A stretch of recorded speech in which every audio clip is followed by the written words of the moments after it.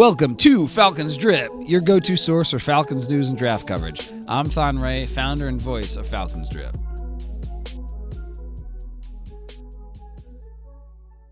Welcome back, everybody. Today, I'm joined by my co-host, Kyle, as always, and we're going to break down the schedule, kind of the wins and losses, what we see coming for the 2023 season, schedule release, and I do have to say that the Atlanta Falcons schedule release was probably one of my least favorite that I've seen thus far. It's definitely an interesting schedule. You have the London game, and then you have a week 11 bye, which people were expecting a week 5 bye after the Falcons got scheduled to go to London in week 4. So it's interesting that Falcons are going to have no primetime games, going to London in week 4 and a bye in week 11. So kind of a weird schedule, but it's very interesting to think about.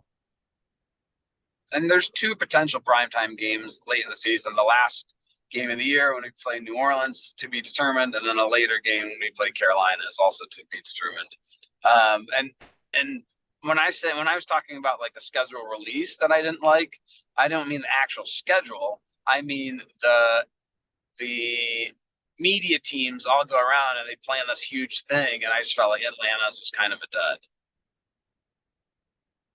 Oh, it definitely was kind of a dud at first. You definitely had the minimal, like very simple edit they did in a photo edit, which obviously you put out one which was a video, which was a little better in my opinion. It was a video where it had each team being shown. It went through each team and had like some transitions and stuff. I definitely loved the video you put out with the football Falcon. Yeah. Big shout out to that him was all for him. that. That was all him. I was just lucky enough to be a part of it. Yeah. If you're a big creator, you'll get some of the collabs. Because for people sure. want to work with you.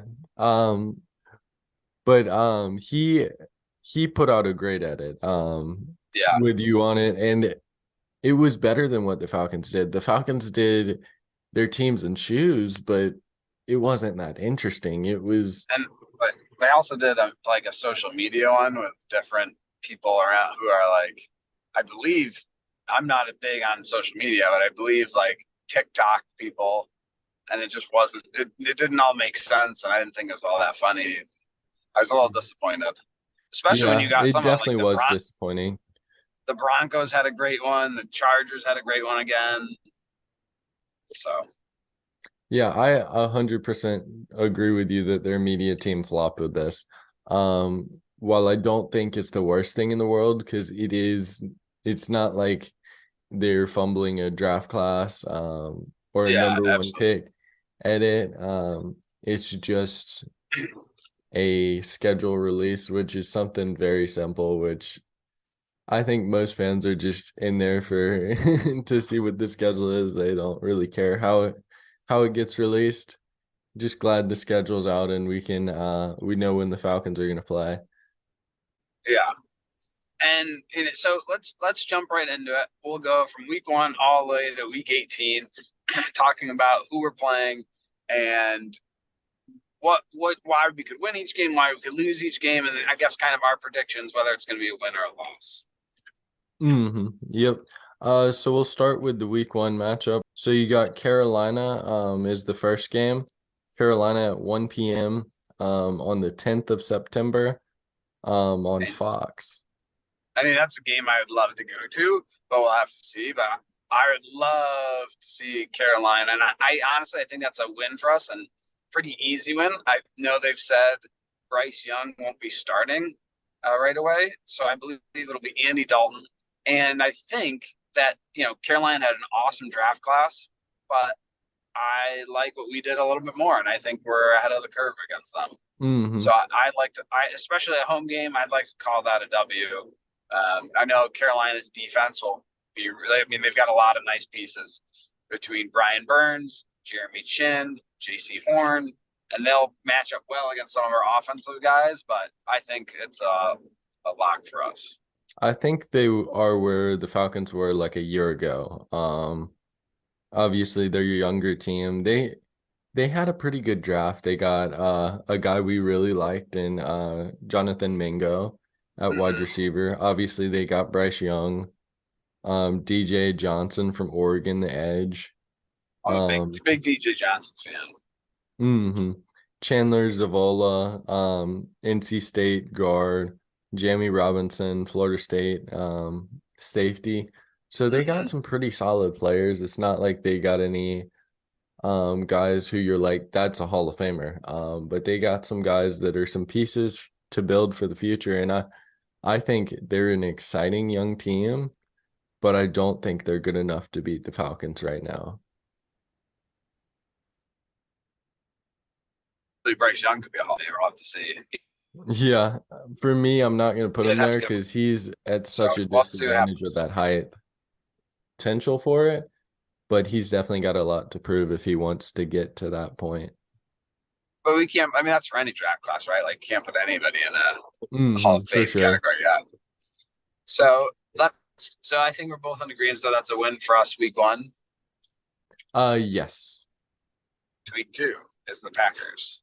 Yep. Packers at 1 p.m. on Fox on the 17th. So that one I think should be a win. With Jordan Love at quarterback, I like the Falcons' chances because I don't Mhm. see Jordan Love as this crazy quarterback. I see him as a decent quarterback.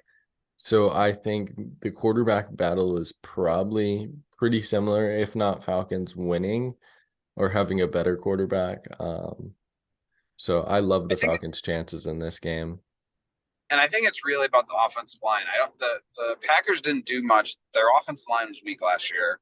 They honestly, their offensive line was weak a decent amount of years when Aaron Rodgers was there. They had a couple years where their offensive line was good, and a lot of other years Aaron Rodgers really hit that. And with Aaron Rodgers gone, who knows if Jordan Love will be able to do the same thing? And I think that's going Mhm. to be the key matchup. Is I think Atlanta's offensive line will be significantly better than the Packers' offensive line, which I think we'll see. I agree. I think it could be, unless Jordan Love comes out and they're like, "Holy cow, this is the next Aaron Rodgers." This is why we sat him for 4 years, which I don't think he will. But I really think Atlanta's going to win this one also, and it's going to come Yeah. down to our offensive line being significantly better than theirs. I don't think either team has a severe quarterback advantage. I think both teams have similar quarterback rooms. Falcons obviously have a better run game, and that's going to propel them, in my opinion. Yeah, and I think also too, like Atlanta's weapons. Just looking at it, you Mhm. go the last 4 years, last 3 years in the draft: Kyle Pitts, Drake London, Bijan Robinson.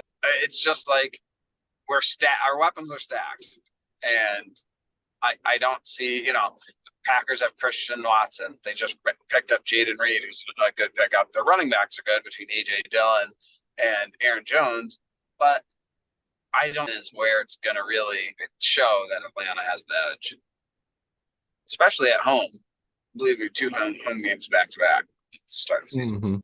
Yeah, those are both at home. And the first road game, we'll move to that. This is a tough one. It's the Detroit Lions at 1 p.m. on Fox. And I've been saying this for like the last couple of years now. The Lions are a very, very underrated team. And I believe that, kind of how you said Carolina's feels like Carolina's a year behind us. I feel like we're a year behind Detroit. Like I feel like Detroit made last year was the year that they really took a step forward and made a playoff push, and they won 9 games, which nobody thought was going to happen at the beginning of the year. I actually said that I thought they'd win at least 8, and they went on an absolute run towards the end of the year. I think we're at an advantage because they've got a couple of players that are suspended due to gambling. That being Mhm. said, I think this might be one of our toughest games of the year. But this is very well one that Falcons could win. Yeah. It's not like the teams are too non-similar. Both teams have great Uh-huh. run games, good O-lines, good solid trenches. I'm not going to say great trenches because obviously Falcons were one of the worst teams in sacks, but they've added some guys to make them at least semi-decent in the trenches, or at least what should Yeah, be. So I think these are two very evenly matched teams. I lean I think towards so. Detroit just because of Yeah. recency bias and what they've done recently. But I this one's very close. I totally agree, and I think that if I had to pick realist, this is a very very winnable game. It almost feels like a coin flip, and I think that if based off what I said, like if both teams would take the next step forward from where they were last year, Detroit probably squeaks by us just because I feel like they're a little bit ahead, but a very winnable game for us. This might be like a one-score game, is what I'm thinking. Detroit by one score. I know people Mm, would like me to be like, "Oh, Falcons are gonna win every single game," but that's yeah, obviously not the case, and this is one of the ones that the Falcons probably lose if you're looking at the schedule unbiased. yeah, and I think that we're not going to win every game, and I legitimately see this being the type of game where Detroit goes for it on two and gets it with time expiring or something along those lines. Like I think that's how close of a game it'll be, and I think a very low scoring game as well. 100%. Um, I, I like just kind of talking about it, though. Our weapons. I like our weapons more, especially with Jameson Williams being suspended. The offensive lines are comparable. As much as you like Ritter or don't like Ritter, right now you have to give Goff the advantage over Ritter. As much as I would love to say it's wrong, and hopefully next year that's proven wrong, but at this moment you got to give them the edge at quarterback. And also, as much as you like our coaching staff, at this moment you have to give the coaching to the Lions. Dan Campbell has done some amazing things to that squad. So Yeah, 100%. I loved what he did. Even in his first year, you saw signs of life for the Lions, so it's a very interesting team to watch in the Lions. With that, let's move on to the London game. So so get your so we're both English at two. accents ready. So we're both at 2-1 right now. We both that's kind of where we're leaning Yeah, both towards. 2-1. Okay. Yeah. So get ready for London. Get ready for the cool voices. I know Ben's gonna be ready in our chat. Shout out to him, Uh, our English listener. So I'm very excited for this game. 9:30 a.m. So I'm gonna have to set multiple alarms. That's a little early for me. although we're recording at 9:30 today. Yeah. So sometimes I get up at 10. Got, I got to do what you got to do. I have a horrible sleep schedule. Well, we'll get it straightened away for that game. A lot Yeah, of great, absolutely. lot of great storylines.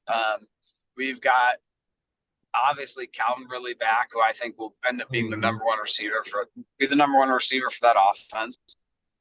And I think he's a very, very tough guard for players like Jeff Kuda and AJ Terrell. I think the way he runs routes and how explosive he is and in and out of his breaks, I think that could be a huge difference. And also, too, we can't not forget about Foye Aluakon back there, going to be all over the field on the Jags defense.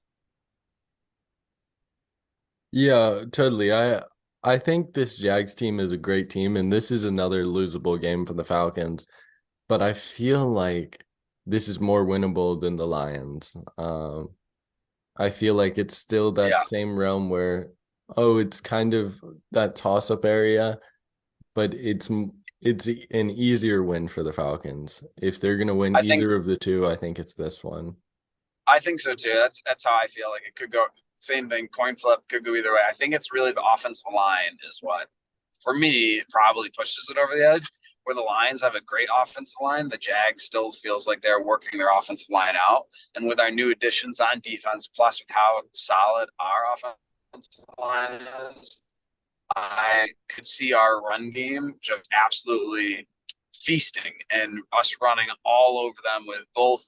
I legitimately could see a world where Algier and Robinson both have over 100 yards and they can't stop us.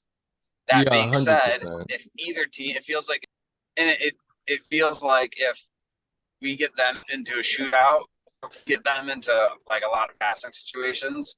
You know, Trevor Lawrence is awesome, but our defense is great, and as long as we can slow down, our time stopping it.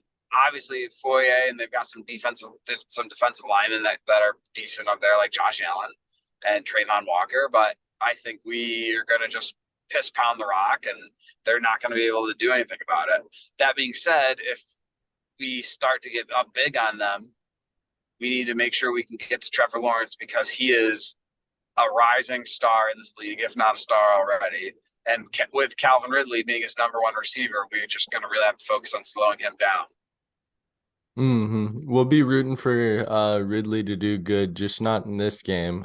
Because if Ridley does well, I believe the Falcons can get up to a second-round pick. So we're hoping he plays well the entire year except this game. Yeah.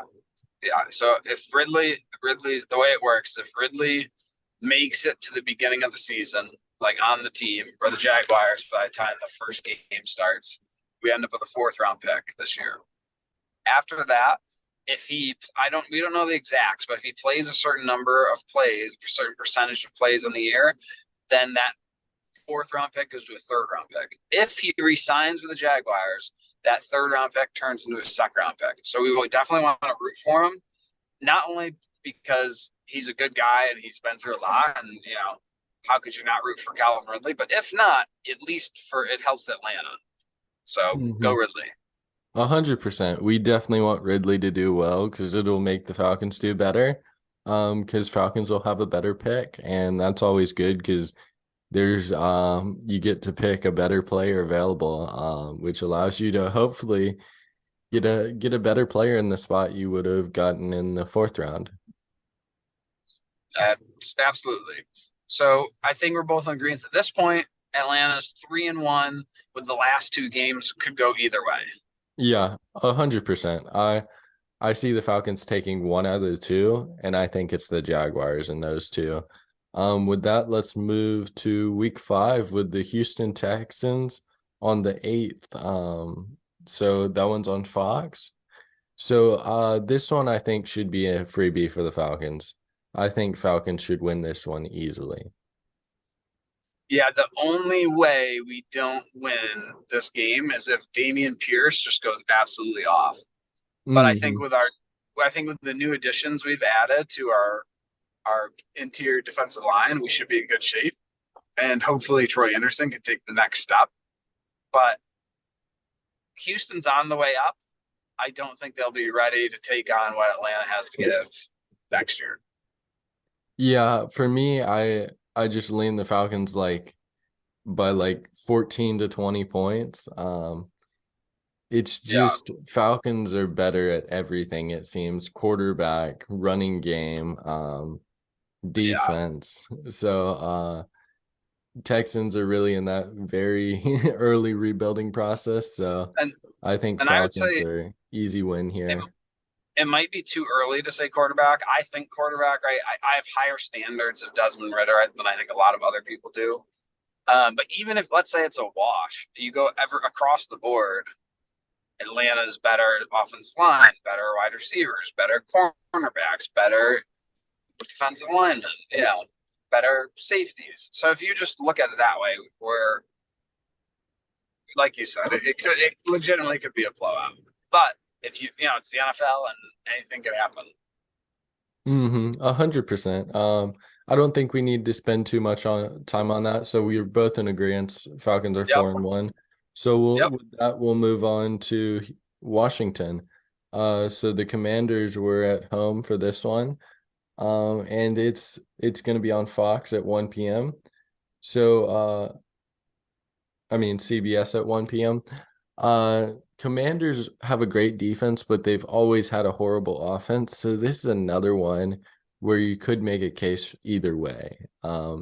It's not one of those ones where you're like, okay, it's definitely the Falcons winning, definitely Commanders winning.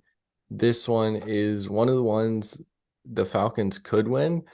In this series in recent past, Falcons have been dominated in this series. It's a yearly game that goes on, and it seems like Falcons have lost it every year.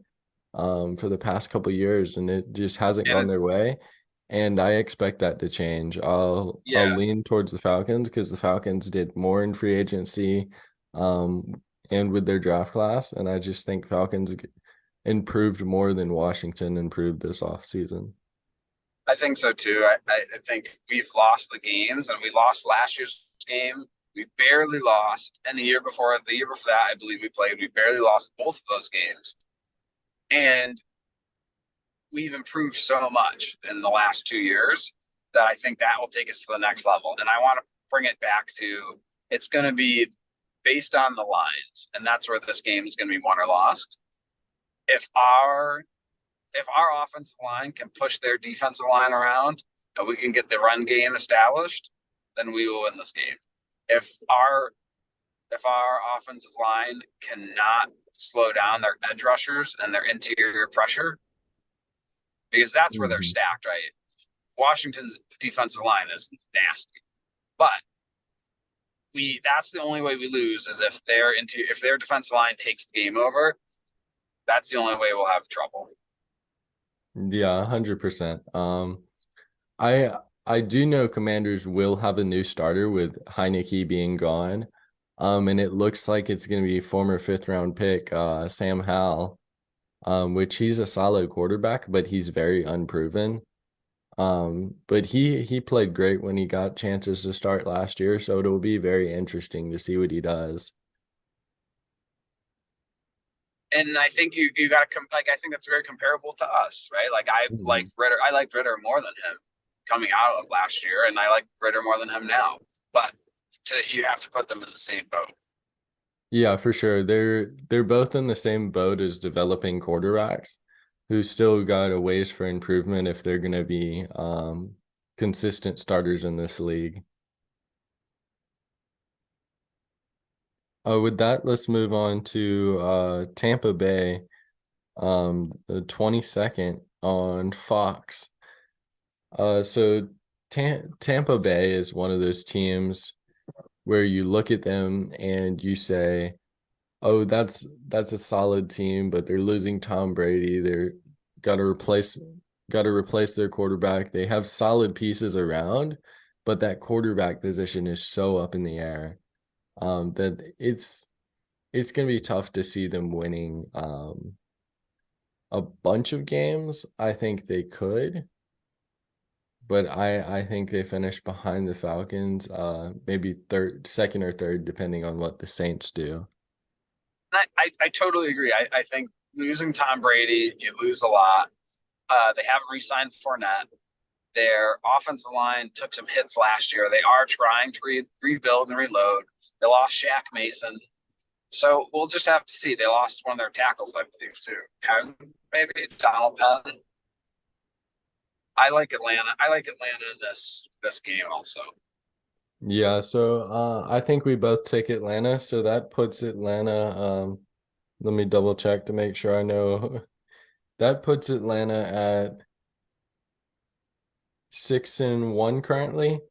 With that, we'll And move on to it Tennessee. it feels like worst case scenario at this point. Like we're 6-1 in our standards. Best case scenario, there's a way we legitimately could be 7-0. And worst Mhm. case scenario, we are, you know, 3-4-3, yeah, 3-4. fourth, yeah, something along those lines. Because there's a couple games that are definitely toss-ups, but Yeah, I don't know if it's just my Falcons bias, but I lean towards yeah. the Falcons. There is a world I I would, could be a little biased on this, but I generally lean towards the Falcons when I'm talking about these. Um, yeah, me too. I feel like if we're going to lose 2 games, it'll be Detroit and Jacksonville. for sure. Those are the most losable games for sure. But there's a world where Falcons don't lose either of those, and maybe they Yeah, lose to a team you don't expect, which is yeah, probably something that's going to happen eventually. Because it always happens. You find that one team that's weird to lose to, but somehow they manage to lose to that team. yeah. So Buccaneers, that one's at home. So we'll mark that off as a win, and we'll move on to Tennessee in week 8. So Arthur Smith's old stomping grounds. for sure. This one It I feels. think is a Falcons loss. It Do just you? feels like Tennessee's too much ahead of the Falcons in their development and where they are in their process. For me to See, say the Falcons are going to win this game. so I'm leaning the other direction for this game because it feels like to me they took a step back this year, and it feels like they drafted Will Levis because um, they know that Ryan Tannehill isn't the guy. Their receiving core is an absolute shambles. Their offensive line has kind of been torn up a little bit in the last year or so. And it'll come down to will our defensive line stop Derrick Henry? And will we be able to move the ball on their stout defense? And I think as long as we can help out Hennessy or Dahlman, whoever ends up starting at center, I think if we can help them with Jeffrey Simmons on the inside, I think we'll be in decent shape. So I lean the other way for this one. But again, another game that will be I see it similar to the Washington game, a game that could go either way, but I definitely lean more towards Atlanta. Ooh, they do have a bad wide receiver room. You might be swaying me a bit. Let me look at It's this. okay. I don't think we always have to agree. I think it's good that we have a little controversy. Yeah, I'm just looking at the roster, making sure I'm good with my. With your choice. Yeah. Oh, their defense is great. They got guys like Harold Landry, Monty Rice, former Dog, great player in college, pretty instinctual guy, solid O-line, solid quarterback room. The young guys haven't worked out. Solid running back room with Derrick Henry and Tajee Spears. Yeah. So I'll go with them just because their run game is similar and their defense is better. Because if you look at the Yeah. Falcons wide receiver room, it's also in shambles. If we're looking at this unbiased, it's Drake London and some role guys. Yeah, but like for me, it's Drake London. Then you throw in Kyle Pitt. You got to throw in Kyle Pitts, CP, and John Smith. So that's where I lean towards Atlanta because I just think that that'll be too much for their defense to stop, and I think their offensive line has gotten a lot weaker. So I lean towards Atlanta on this one, but I definitely again similar opponent to Washington in my opinion, where I think it could go either way, and I lean towards Atlanta. Yeah, I just feel like Titans have proven themselves over the years for me to be like, okay, I'm gonna lean towards the Titans at first glance until I look at Vrabel's some more awesome. stuff that proves me wrong. Vrabel and Campbell, who are the Lions coach and Titans coach, are two of the best coaches in the NFL in my opinion. So it's hard to count them out either one of those guys. For sure. So. Next we got the Vikings in week 9. So this one is on Fox at 1 p.m. So let me know your thoughts on the Vikings. I think they have a mid-tier quarterback. Obviously a pretty solid defense. This is a winnable game for the Falcons, but it's not an easy game. This might be one of the first ones where I'm like, okay, this is a loss if I've ever seen one. I go back and forth because I feel like the Vikings in the past have not. Like last year, I would have said, okay, this is gonna be a really tough game for us, and we probably won't win. But it feels like they haven't done much to get better this offseason, right? So they lost Adam Thielen. They did replace it with Jordan Addison. Jordan Addison's an upgrade. They lost some of their offensive linemen. They're talking about cutting Dalvin Cook after June 1st. They just traded Zadarius Smith away to the Browns. To me, it just feels like they're trending in the wrong direction. And I'm not a big believer in Kirk Cousins. That being said, Justin Jefferson could go for 300 yards on us in this game or something. He's just, and not saying anything bad against our secondary, he's just that kind of talent. Ooh, not to mention they have Dalvin Cook and Alexander Madison in that running back room. But they're talking about cutting Dalvin Cook after June 1st. Are they? Yeah. Ooh. So I lean towards that. And I don't know. And Dalvin is amazing, but Mhm. I definitely I want just to make a case. That's my case to make for Atlanta. But going into the Vikings home turf, I'm going to give them the slight edge because, like, similar to when we talked about the Lions game, I don't think Atlanta's going to come away with a win on every single week. So I'll give the Vikings the edge here. Yeah, I also give the Vikings the edge, and that's because they have a better receiver room. They have a solid running back room with a proven quarterback. I know people like to Yeah, hate on Kirk Cousins, but if you're being honest with yourself, it's overblown. He's a solid top to middle of the league quarterback. He's not this yeah. trash can of the quarterback that everyone likes to put him out to be. So I think Vikings win, but I think it's a close game. He's the upper echelons of the mid tier quarterback. And For that's kind sure. of how I see him. And plus, he's also playing at 1 o'clock, so he's going to dominate. It's not a prime time game. Yeah, for sure. So this is one of the ones I have to be like, yeah, give Falcons a loss because we obviously can't predict 13-4. It just look weird. We got to predict a couple losses because Mhm. we know Falcons aren't going to win them all this year. They obviously have one of the easiest schedules, with it Yeah, coming out being like 32nd in record for their opponents this year. So yeah, definitely one they could win 12 games at the high end, and maybe 10 at like the more, oh, I'm not biased level. yeah. So so right now, I have them losing 2 games, and you have them losing 3. Yep. And that's through Okay. 9 weeks. So I have them at 6-3. You have them at 7-2 through 9 weeks. Okay. Again, this is Thon Ray. You guys can follow us at Falcons_drip on Instagram, Facebook, and Twitter. Please make sure you subscribe, follow, whatever you need to do to get the alert for our next episode. If you guys enjoyed today, please leave us a review. It always helps us grow. Until then, see you next time. Rise up.